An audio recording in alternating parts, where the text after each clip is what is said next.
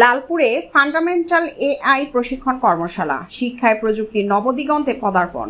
মোহাম্মদ হারুনুর রশিদ, লালপুর, নাটোর থেকে বিস্তারিত। আমি প্রিয়াঙ্কা মল্লিক।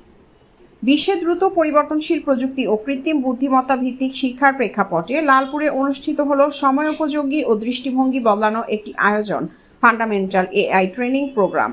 19/9/2025 শুক্রবার বিকেল 5টা থেকে 3 ঘণ্টা ব্যাপী এই প্রশিক্ষণের আয়োজক ছিল লালপুরের মোমিনপুরে অবস্থিত Jahanara and Latifur Rahman special education teachers training college.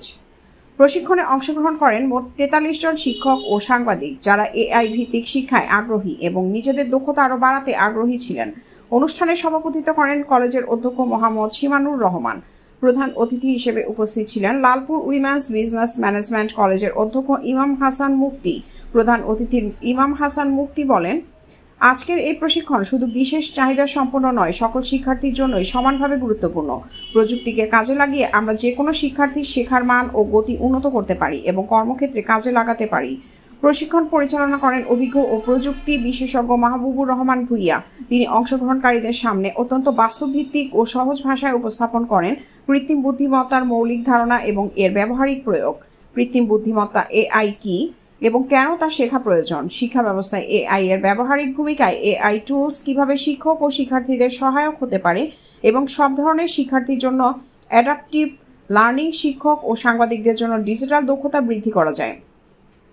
অধ্যক্ষ মোহাম্মদ শিমানুর রহমান বলেন, এই প্রশিক্ষণ প্রমাণ করে প্রযুক্তি শুধু একটি মাধ্যম নয়, এটি একটি বিপ্লব। আমরা চাই আমাদের শিক্ষার্থীরা হোক প্রযুক্তি দক্ষ এবং শিক্ষকরা হোক সেই পরিবর্তনের পথ প্রদর্শক।